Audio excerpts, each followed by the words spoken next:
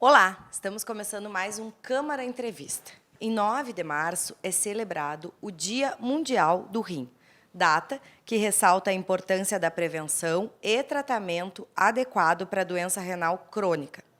De acordo com a Sociedade Brasileira de Nefrologia, a SBN, estima-se que cerca de 850 milhões de pessoas no mundo, aproximadamente 11% da população, convivam com uma doença renal, sendo que ocorrem 2,4 milhões de mortes por ano. E essa é a nossa pauta de hoje no Câmara Entrevista, que tem como convidados o médico nefrologista Rodrigo Braga Jorge e a nutricionista Ana Paula Pereira.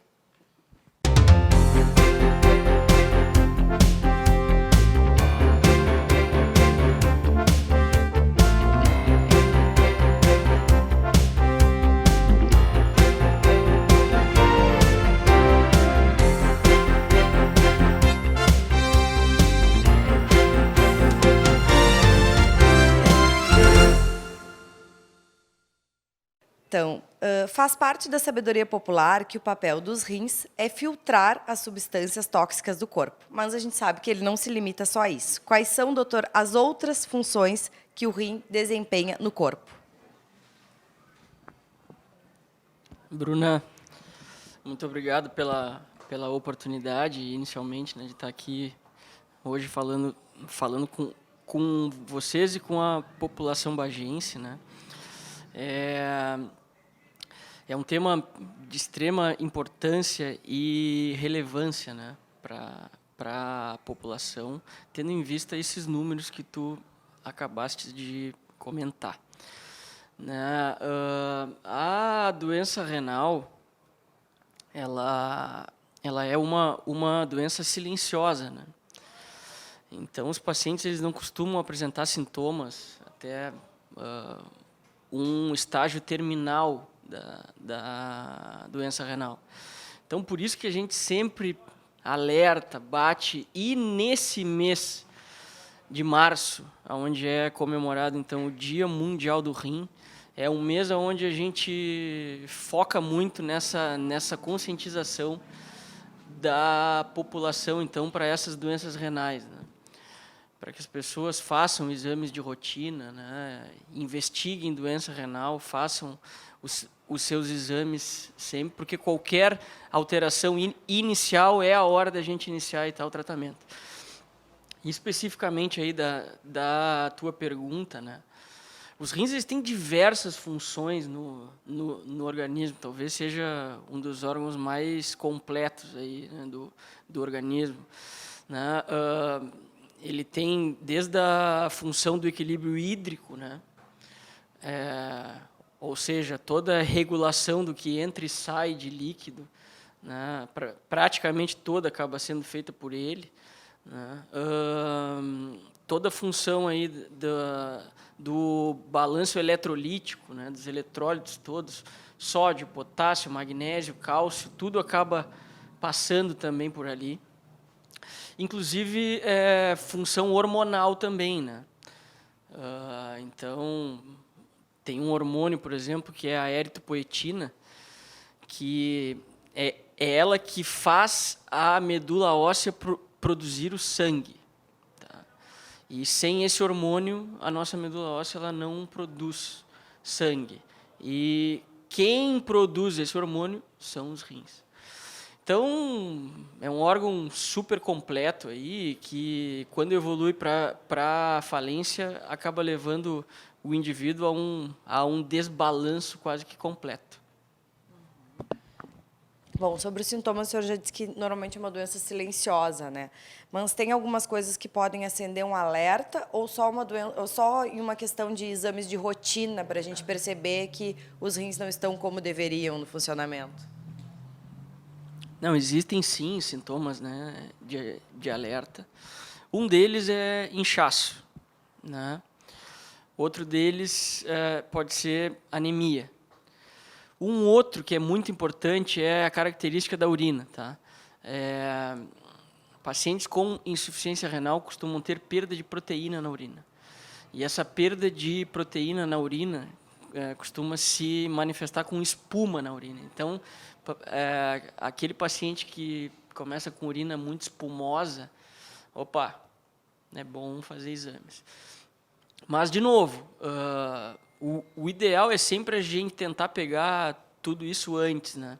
Então, antes de ter sintomas, antes de desenvolver qualquer tipo de manifestação aí, tal da doença. Então, o ideal é que se faça sempre um exame de creatinina e um exame de urina. Com esses 2 exames, a gente já consegue identificar qualquer possível alteração e aí, obviamente, encaminhar para o especialista para que seja feita toda a devida investigação do caso. E por que a creatinina, né? A gente abriu aí para algumas perguntas, a gente fez também um levantamento aí com a nossa equipe, surgiu essa dúvida aí. Por que a creatinina dá alguma indicação de que alguma alteração na creatinina pode ser um problema renal? Porque a creatinina ela é uma substância produzida quase que exclusivamente pela nossa massa muscular. Tá? Por que a gente usa ela como parâmetro? Porque ela é eliminada exclusivamente pelos rins. Só por isso. Tá? Ela não é perfeita, tá? Mas é o melhor parâmetro que a gente tem. Por quê? Porque ela é produzida constantemente no nosso organismo, né, em um ritmo praticamente linear, e ela é eliminada também linearmente pelos rins. Então, quando os rins estão filtrando menos, né, funcionando menos, a creatinina linearmente começa a ter elevação na corrente sanguínea. Então, ela é um dos melhores parâmetros que a gente tem, mas é o mais facilmente utilizável, né, atualmente na prática clínica mundial. E o processo de uma doença renal crônica, ele é reversível ou inevitavelmente pode evoluir para uma vai evoluir para uma insuficiência renal? Bom, temos vários tipos de doença renal, né? E cada paciente é único, né? Tem uma grande diferença entre a insuficiência renal aguda e a doença renal crônica. A insuficiência renal aguda é uma perda de função renal que é aguda e que pode ser revertida.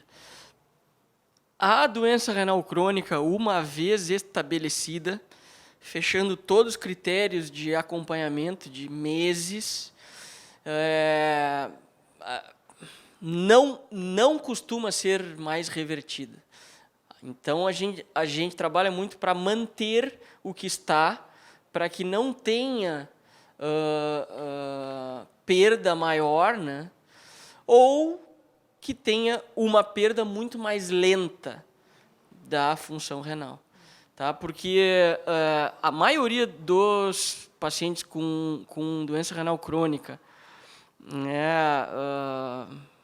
vamos colocar em números aqui para vocês entenderem, mas, por exemplo, abaixo de 30% de funcionamento renal passa a ser irreversível e ela vai evoluir para uma falência total. A gente nunca sabe o tempo que isso vai levar. A gente tem casos onde a gente trabalha bem ali, tal, com o paciente, tudo direitinho, levam anos e anos. Tá? E se tu não trabalha isso, às vezes é questão de meses e o paciente pode vir entrar em terapia renal substitutiva, né? Então, é uma doença crônica progressiva, né? Agora a gente vai passar para o ponto de vista nutricional, né, e de tentativa de evitar que se chegue a um problema renal. Que tipos de alimentos, Ana Paula, que podem ser ingeridos para a prevenção de doenças renais? Primeiramente, obrigada pelo convite, né, Bruna? O mês de março, para nós, da nefrologia, é um mês especial, porque é um mês onde a gente trabalha a prevenção da doença renal. E esse ano a gente está fazendo várias ações para essa prevenção. Uma delas é vir aqui, isso vai ser muito importante. Mas não se trata de alimentos específicos. Nós falamos que é a mudança no estilo de vida. Porque o estilo de vida moderno ele está levando cada vez mais a essas doenças crônicas e aos fatores de risco também que levam à doença renal. Então, a gente vê a ingestão de água cada vez menor, as pessoas na correria do dia a dia não têm tempo de tomar água, então isso, melhorar a ingesta hídrica, e principalmente de água pura, vai nos ajudar muito. Eu brinco que a água é uma vassoura, então ela que vai metabolizar, na verdade, sódio, as calorias, a glicose, colesterol, manter um controle da glicemia.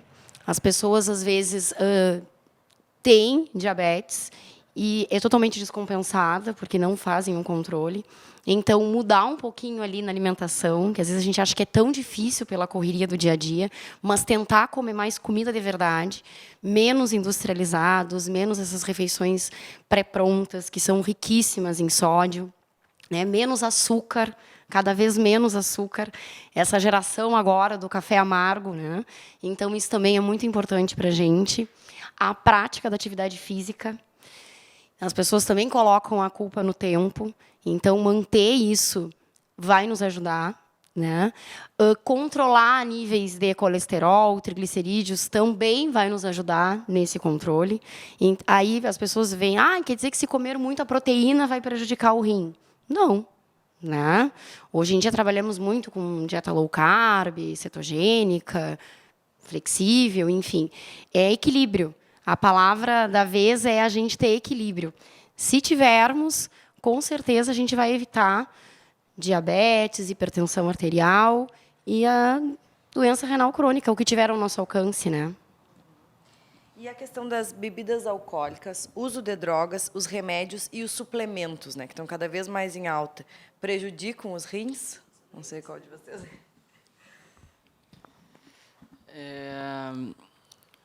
Vamos por partes, porque são várias aí,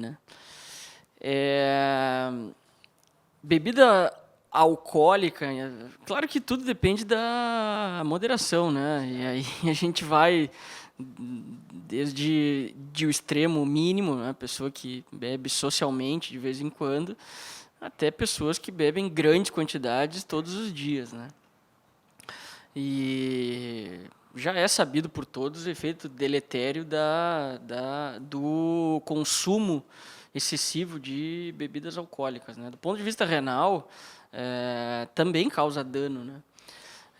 Causa desidratação, processo inflamatório, uma série de outras questões, além de contribuir para todos os outros fatores de risco da doença renal crônica. Quanto a drogas, sim, tem várias drogas que realmente podem causar lesão renal aguda, até com casos de hemodiálise, assim, tá? Medicamentos também, às vezes, tem que ter cuidado, tá? Um que a gente fala sempre é o anti-inflamatório, que o pessoal, quem tem dor, tá?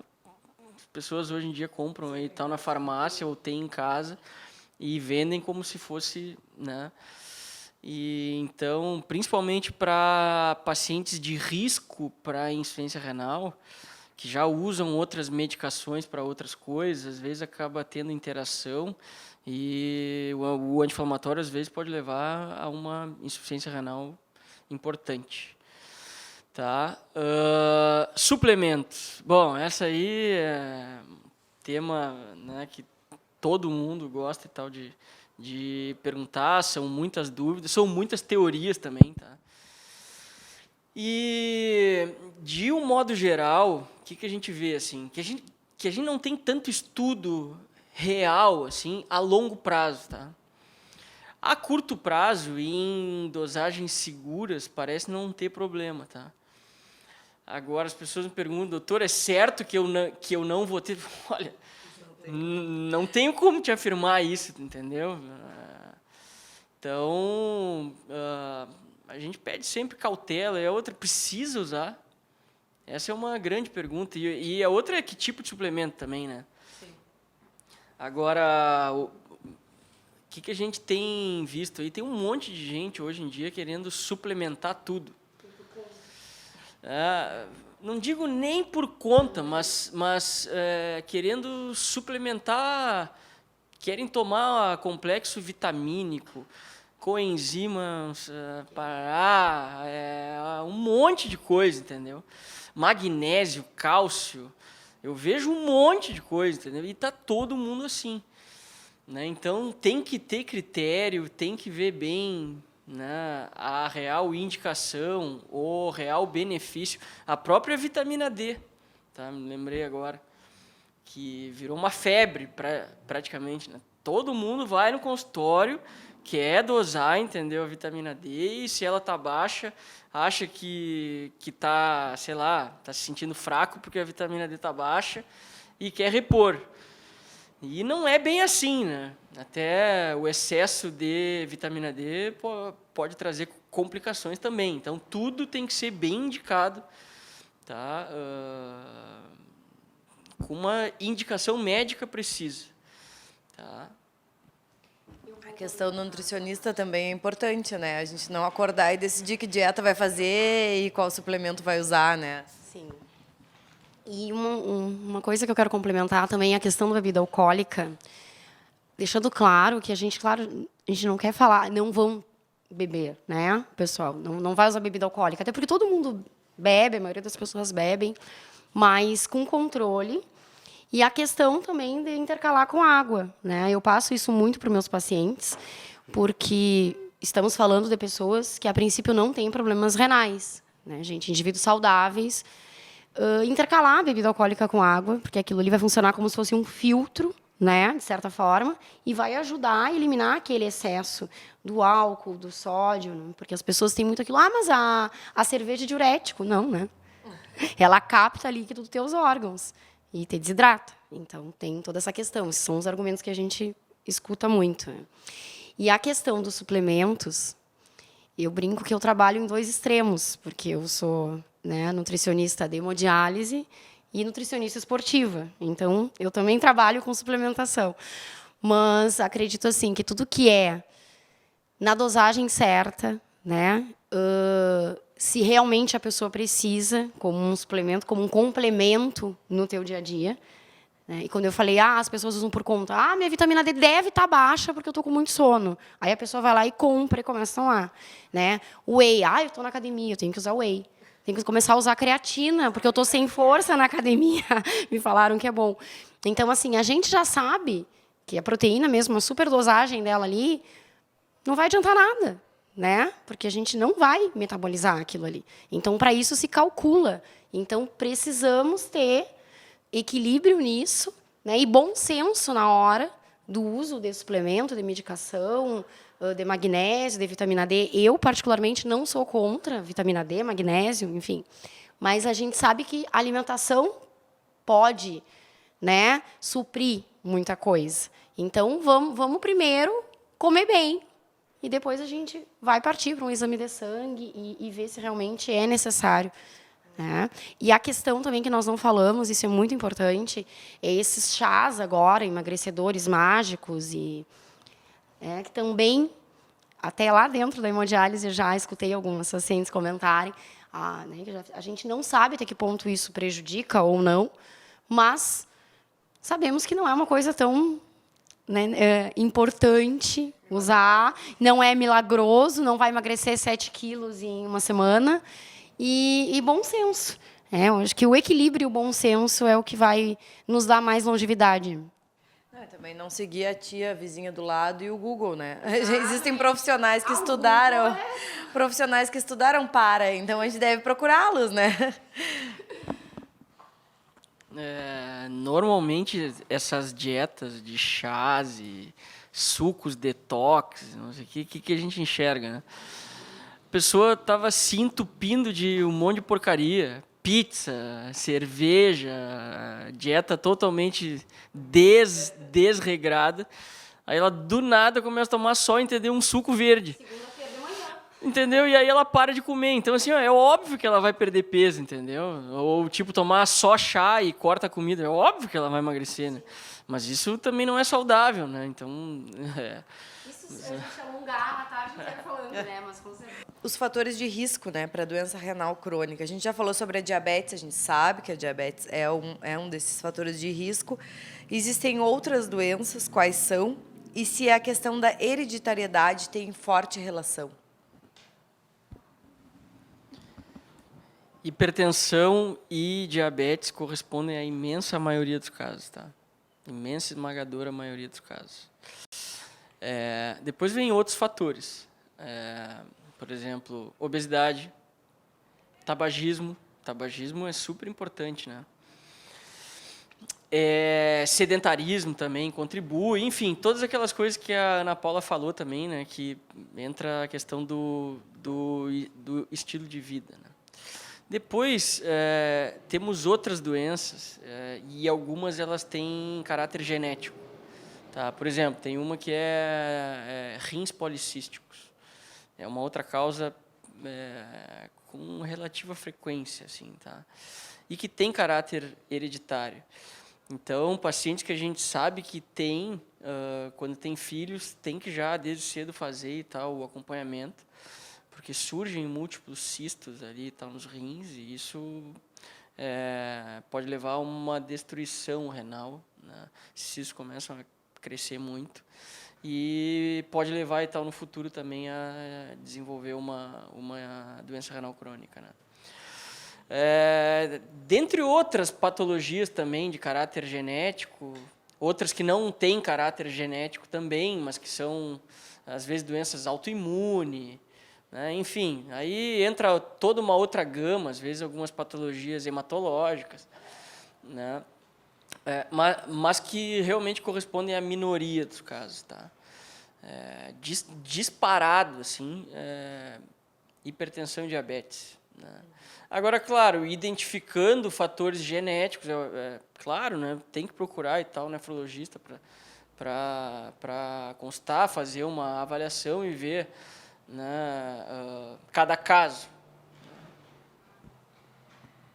Agora vamos passar para a situação da hemodiálise, né? A gente sabe que nem sempre, eu acredito, vai ser uma pergunta, na verdade, o transplante nem sempre é a única alternativa. Ou é?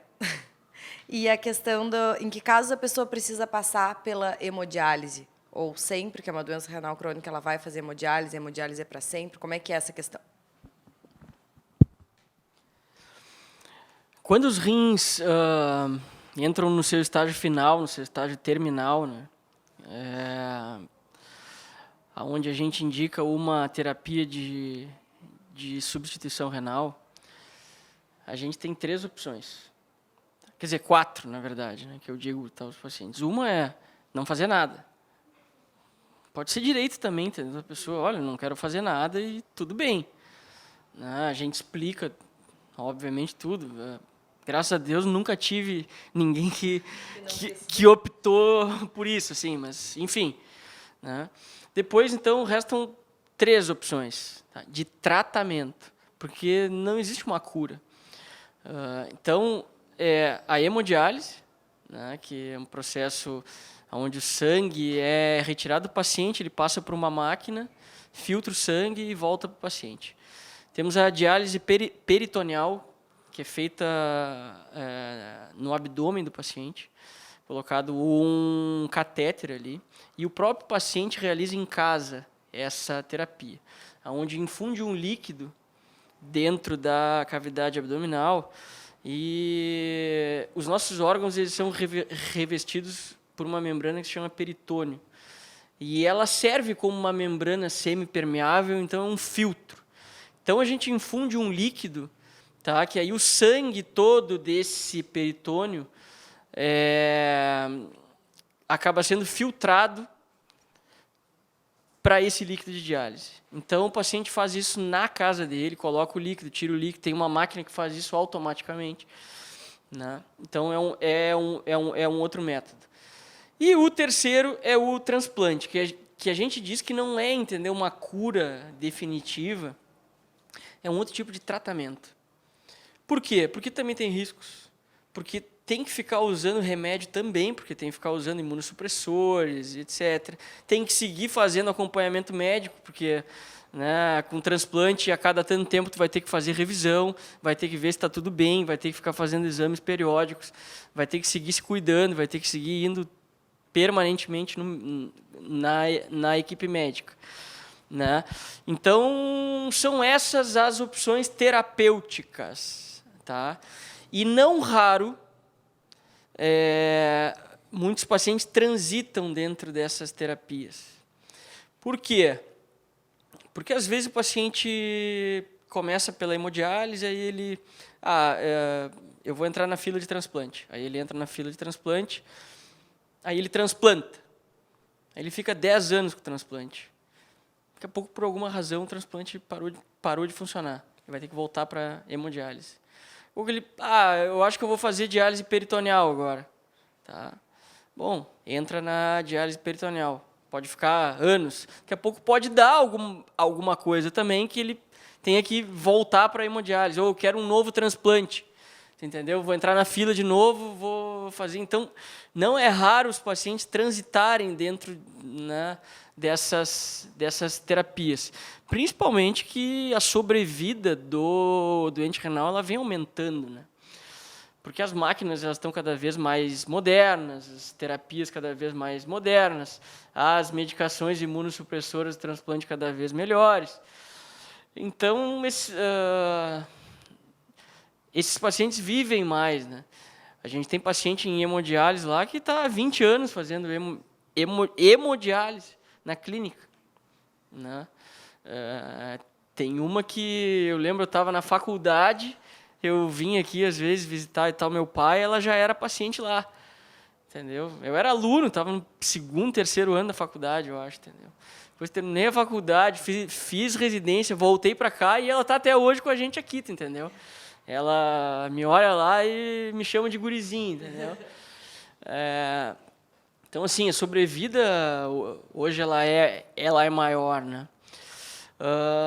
Qual foi a outra pergunta? Se era reversível ou não, não é? Então, normalmente, se o paciente é crônico mesmo, totalmente definido, é praticamente irreversível, tá? Na medicina, a gente fala que nem sempre, nem nunca, né? Porque, às vezes, tem casos que a gente não sabe explicar, tá? Mas, via de regra, é permanente. Por outro lado, tem muitos casos onde o paciente, por alguma razão, acabou tendo algo muito agudo ali, e, às vezes, isso leva meses para recuperar. Então, tipo, o paciente entra e tal em diálise e tu não sabe se ele vai seguir ou não. Fica, entendendo, a torcida. E muitas vezes recupera e o paciente sai, entendeu, da diálise. Mas aí ele ainda não tinha diagnóstico de que é crônico, é realmente definitivo. Alguns casos a gente ainda tem esperança que possa voltar. E isso efetivamente às vezes acontece. E a hemodiálise ela provoca desconfortos, efeitos colaterais ou algum tipo de risco ao paciente? Fala um pouco aí. Depende também, tudo depende, né? De como é o cuidado desse paciente. Né? Se há aquele paciente que segue as orientações, que comparece à diálise, aquele paciente que faz todo o tempo de diálise prescrito, né? Porque alguns, às vezes, querem sair um pouquinho mais cedo, ou dependendo de, não querem ir, então pode acontecer isso. Há aquele paciente que chega muito pesado, então, né, o que é o chegar pesado? Não é chegar gordinho. Né? Nós temos lá o peso seco. O que é um peso seco? É o peso sem o excesso de líquidos. Então, um exemplo, o paciente chegou com 74 quilos e ele saiu com 70. Então, ele ganhou, né, 4 litros entre 1 dia e meio, 2, sem a diálise. Né? E aí, aquele paciente que chega mais pesado, ele geralmente baixa a pressão, ele fica enjoado durante a hemodiálise, acaba vomitando, chega em casa muito cansado. Né? Agora, aquele paciente que segue, geralmente, as nossas orientações, ele se mantém ali durante o tratamento, né, aquele período de 3 horas e meia, 4 horas, tranquilo. Tanto que essa paciente que o Rodrigo falou, ela gosta, para ela é um evento ir à hemodiálise, né? A gente, há uns anos atrás, nós motivamos. Heloísa, um beijo, tu tem que nos ver, que tu nos ama e nós te amamos também. Então, assim, nós motivamos ela uma época, o Dr. Manif, a entrar na lista. Ela não quis, ela se recusou a entrar na lista. Porque para ela, né? Então, assim, há casos e casos. Eles entram no tratamento muito assustados, né? E, geralmente, o primeiro contato que eles têm ali é com as enfermeiras, o médico, né, prescreve a hemodiálise e, às vezes, comigo. Então, a gente conversa, né? E eu sempre digo, vocês imaginam que é muito pior aqui dentro do que é, né? Porque tem muita resistência, né, Rodrigo? Quando é encaminhado, tem pacientes que somem e depois eles voltam, né? Então, assim, não é o fim do mundo e cada vez mais a gente está conseguindo ver isso, né? E é muito importante para a gente também mostrar que temos qualidade de vida ali nos nossos pacientes, né? Por isso a sobrevida aumentou tanto. Complementando aí, cada paciente é um paciente, né? A maioria dos pacientes tem muitas outras doenças, às vezes muito graves, né? E que, então, eles são pacientes muito graves, independente da hemodiálise. Então, obviamente, tu fazer hemodiálise neles, eles acabam tendo risco também ali de alguma complicação maior durante a terapia. Embora não seja frequente, né? As máquinas hoje estão muito mais modernas, né? Então, normalmente, as sessões transcorrem normalmente, assim, e o paciente não costuma apresentar sintoma ou alteração maior, tá? Mas sempre pode acontecer, né? Inclusive, tem pessoas que saem do tratamento e trabalham. Sim, então, a gente tem paciente jovem lá, tem gente que vai lá de carro, dirigindo, para o carro ali, desce, faz a sua diálise, fica mexendo em notebook, entendeu? Celular, toda a sessão ali, acabou, pega o carro e vai embora. Então, assim, leva uma vida normal, entendeu? Vamos, então, para a questão da alimentação do paciente que faz hemodiálise, né? O que esse paciente tem que ter cuidado. Uma coisa que a minha avó sempre me apavorou muito foi, eu sempre gostei muito de botar sal na comida. Ela me dizia, cuidado com o sal, porque pode dar problema nos rins. Tinha todo, né, sempre aquele discurso. Faz sentido isso? A pessoa que está na hemodiálise, ela tem que tentar fazer... Claro, a gente sabe que nunca é saudável, né, usar muito sal, realmente, não só para a questão dos rins, como tantas outras, né, para a saúde em si. Mas a pessoa tem que tirar completamente o sal da vida, tem que substituir. Quais são as outras coisas que tem que ter cuidado? Como é que funciona a questão? Essa questão do controle do sal, ela vem já antes, né? Todos nós devemos fazer isso, sempre. E, para eles, lá não é diferente. Eu brinco que várias coisas é igual, né? Tem coisas que, na alimentação deles, eles têm que ter uma alimentação saudável tanto quanto nós. Porque as pessoas entram com essa questão, né? Vai ser tudo diferente, eu vou ser diferente da minha família, como é que eu vou me alimentar junto com as pessoas? Então, tem muito isso. Realmente, temos que ter cuidado, né? A parte nutricional trabalha muito esse controle hidroeletrolítico. O que significa, né? Esse controle de líquidos, principalmente potássio e fósforo, né? Que são minerais que são eliminados somente pela função renal. Então, a gente tem ali, né, uma regulação da água. Sabemos que não é fácil, né, mas o paciente que faz hemodiálise e tem uma diurese já muito baixa ou não tem diurese, eles se assustam, inclusive quando eles começam a não urinar, né? Eles começam a chegar mais pesados, que foi isso que eu expliquei, a questão do peso seco, e aí sim a gente tem que restringir mais o líquido. Chegam a casos de ser 500 ml ao dia, né, de água. E hoje ainda estou fazendo um cartaz lá para a entrada, que a gente está com uns quantos pacientes pesados, e eu estava colocando, qualquer tipo de líquido, né? E que a temperatura, qualquer coisa que na temperatura do ambiente for líquido, vai gerar esse excesso de peso. E o sal, com certeza também, né? Porque quanto mais sal eu ingerir, menos diurese também eu vou ter. Então, não entra só o sal, entra embutidos, enlatados, e a gente sabe que às vezes é bem mais barato comprar um milho enlatado do que um milho in natura. Então, eu passo muita orientação. Se for usar, em alguns momentos, lava, coa, para retirar um pouquinho do sódio. Né? A questão do potássio, quando eles têm alteração, laranja, bergamota, banana, melancia, uva. Então, tem alimentos que a gente... E eles têm essa questão já. Ai, eu cheguei e o meu vizinho falou que banana eu não posso comer. Não, mas assim, mas eu gosto muito de banana. Então, a gente joga ali algumas coisas. O fósforo também, então, vísceras, excesso de leite, porque alguns, já que eu não posso tomar água, então eu vou tomar um leite geladinho. Né? Então, até algumas pessoas entenderem que não é por aí. Então, tem o leite, o iogurte, queijo. Então, a gente trabalha bastante essa questão. Eles entram com muito medo da carne. Tá, mas então, se meu rim não está funcionando, eu não posso comer carne. E é libertador quando eu falo, não, pode comer sim. Pode comer, inclusive, o churrasquinho no domingo, se diminuir o consumo de sal. E eu acredito que até uma recompensa ali na hora, né? E eles ficam...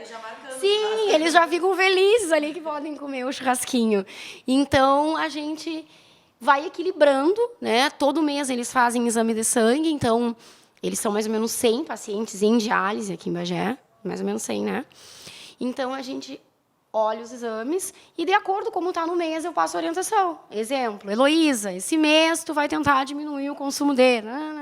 Eles recebem uns cartões também, que desde que eu entrei eu faço para o controle, né, dos exames. Então, a gente trabalha dessa forma. Mas sempre passando para eles que a alimentação pode, sim, ser igual a dos familiares, contando com, né, essas pequenas restrições que a gente tem que fazer e que vai ajudar a família inteira.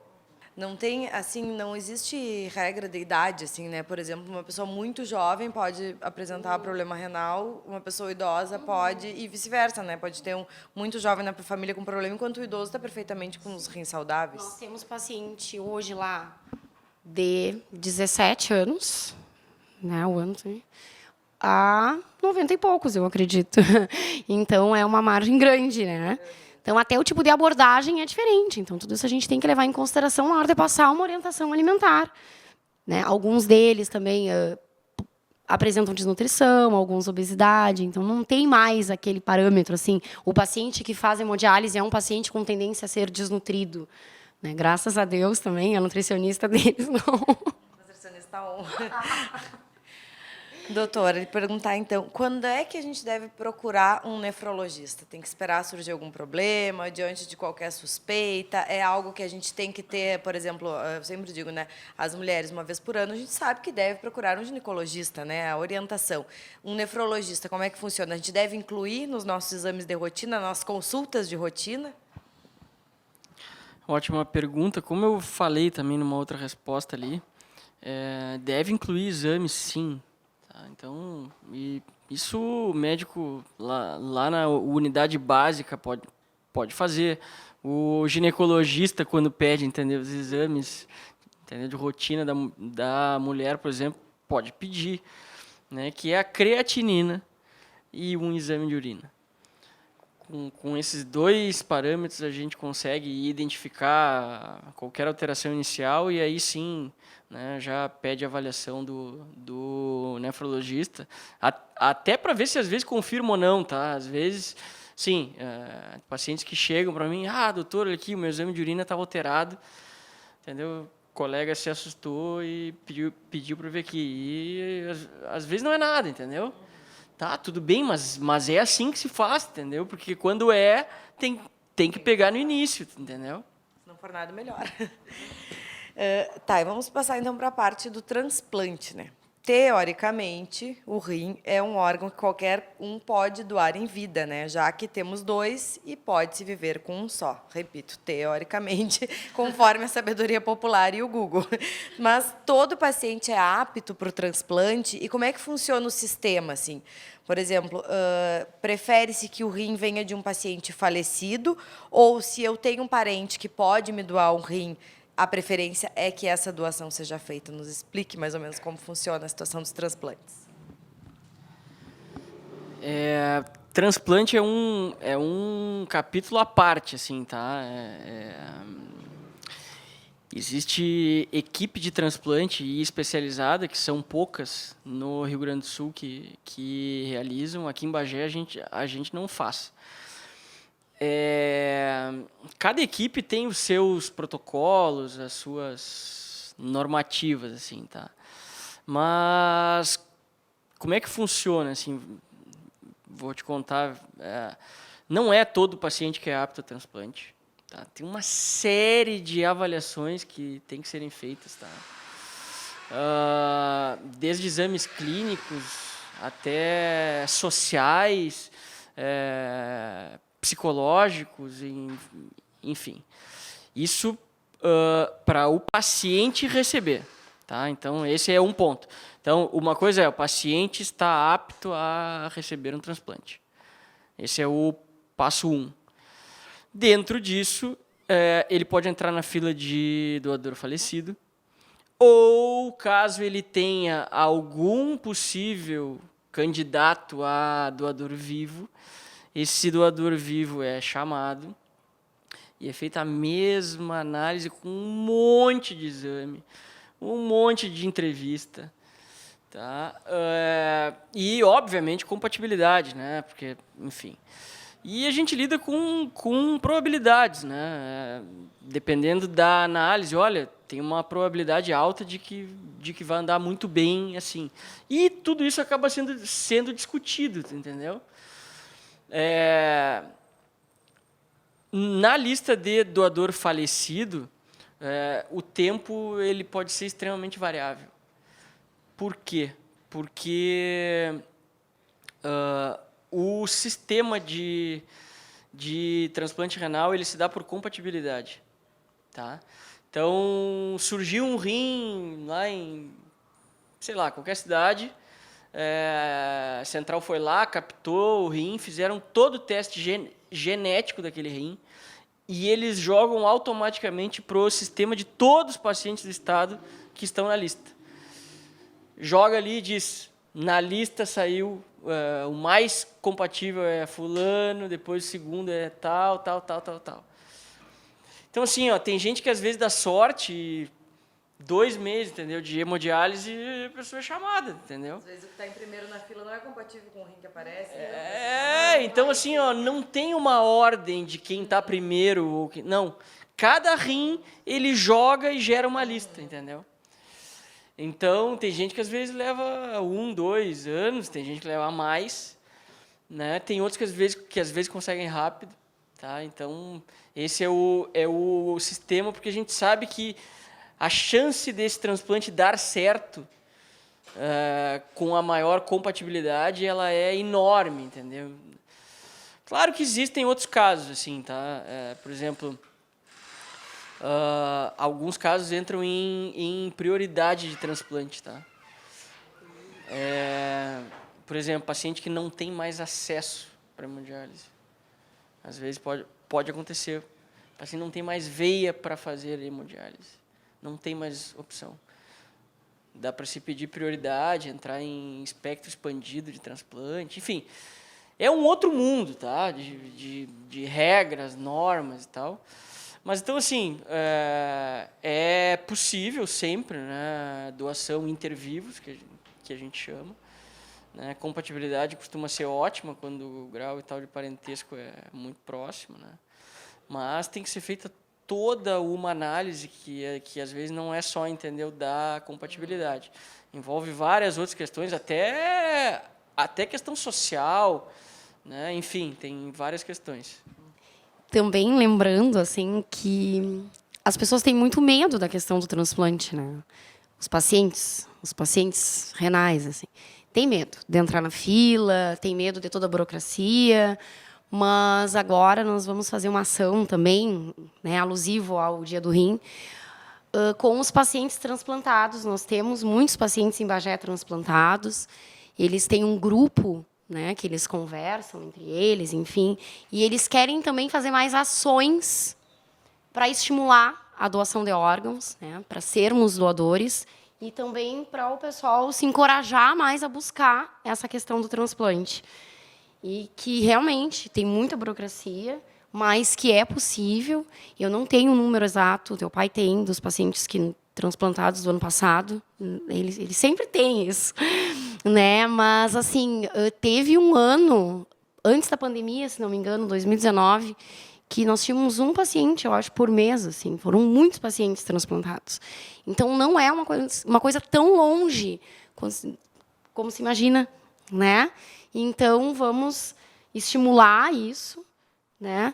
Tirar um pouquinho desse medo e vestir a camiseta.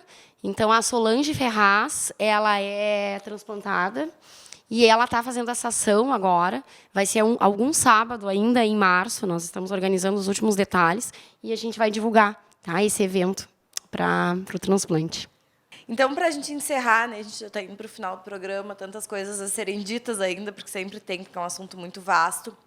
Mas quais são os cuidados após um transplante, né? Mais ou menos o senhor já disse que não é difícil a vida voltar completamente ao normal, né? Porque vai ter que fazer consulta periódica, tem remédios que precisam ser usados, mas daqui a pouco a pessoa se libertar da questão da hemodiálise já é um passo, né? Já é uma questão de dizer que a vida voltou um pouco ao normal, né? Que de alguma forma pôde ser retomada, né?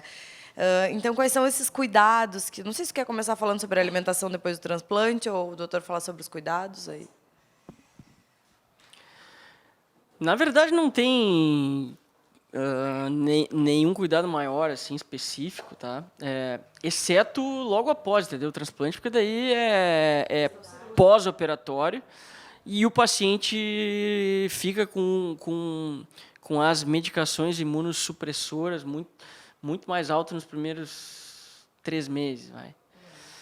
Então, aí é isso, assim, entendeu? Na verdade, aí tem que ter cuidado com algumas coisas. Mas passado esse período do pós-operatório, é uma vida praticamente normal, né?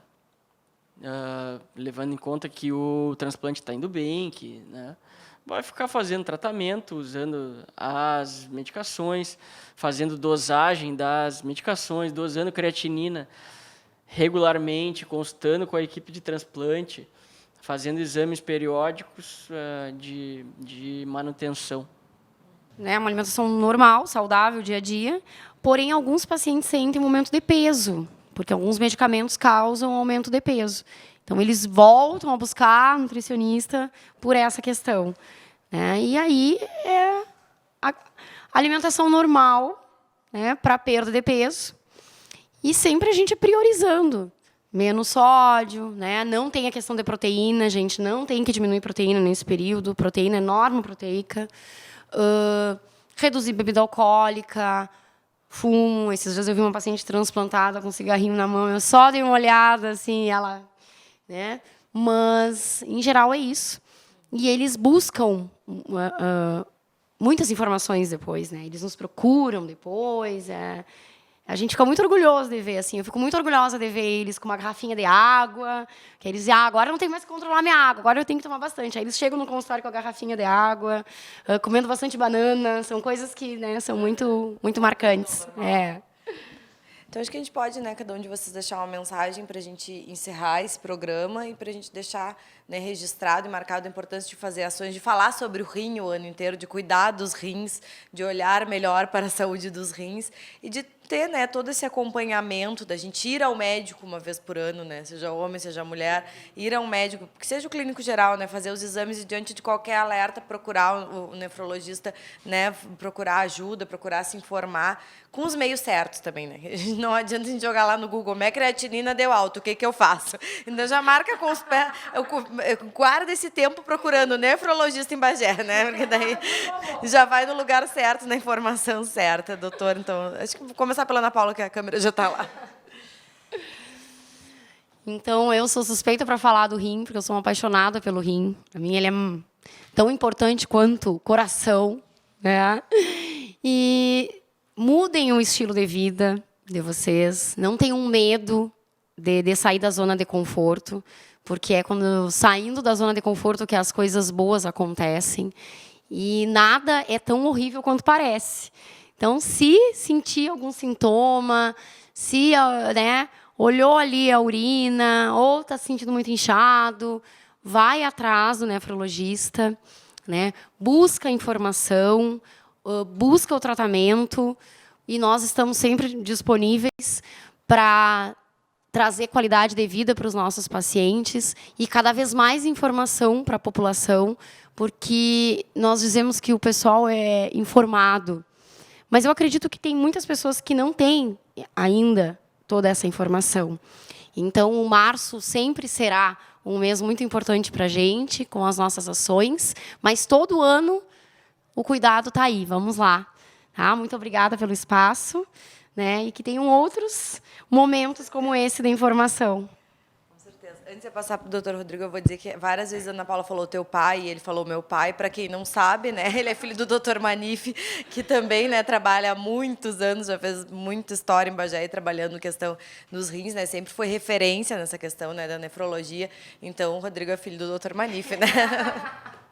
Então, acho que abordamos aqui, né, os principais recados, mas principal, então, é como vocês falaram. Né, principalmente diante dessa incidência, né, se a gente colocar que 1 a cada 10 adultos hoje é portador de algum estágio da doença renal crônica, muitos é um estágio muito leve, que às vezes nem sabe, a maioria, mas entra dentro, entendeu, dessa estatística. É muito relevante, né? Então, e o melhor remédio ainda é a prevenção, tá? Então, como a Ana Paula falou, estilo de vida saudável, não fumar, pressão controlada, açúcar controlado, né? Peso, enfim. E uma vez alterado o exame de creatinina ou de urina, a melhor hora para iniciar o tratamento é o quanto antes. Então, assim, né, tem que estar periodicamente fazendo os exames, né? Qualquer alteração tem que se identificar logo para que seja feito diagnóstico e se inicie o quanto antes o tratamento. Então, esse é o recado principal aí que a gente dá. Estamos sempre à disposição aí para atender e tal as pessoas, né? E agradeço muito a oportunidade, né, da gente estar aqui divulgando, né, esse mês da conscientização aí da doença renal. Muito obrigado. A gente que agradece, né, a disponibilidade de vocês, que a gente sabe que a agenda é cheia, o tempo é corrido, mas a gente tem, de vez em quando, dá uma parada para falar sobre. Então, muito obrigada por terem atendido ao nosso convite, estarem aqui conosco. E para você, telespectador, né, obrigado por ter acompanhado o nosso programa. E fica a mensagem: pesquise, procure, pense sobre a questão da doação de órgãos e também sobre a questão de cuidar do rim, né? A gente não pode deixar para depois, a gente não pode fingir que não viu. Diante de qualquer sinal de alerta, a gente tem que procurar o especialista, tem que marcar consulta, tem que correr atrás, tem que dar um jeito, tem que fazer por onde, né? Porque a nossa vida é uma e a gente tem que cuidar do nosso corpo, que é o nosso bem mais valioso. Então, muito obrigada por estar aqui conosco. Fique ligado sempre nas nossas redes sociais, também na nossa programação. Se tiver alguma sugestão de pauta também, pode entrar em contato com o nosso telefone da redação, nas nossas redes sociais. A gente está sempre à disposição aí para sugestões que possam vir. Então, canal 16 da NET, 5.3 TV aberta, também sempre pelo YouTube, Facebook, Instagram. A gente está sempre aí tentando passar informação, né, para todos os bagienses. Aqui na TV Câmara, a TV que representa você.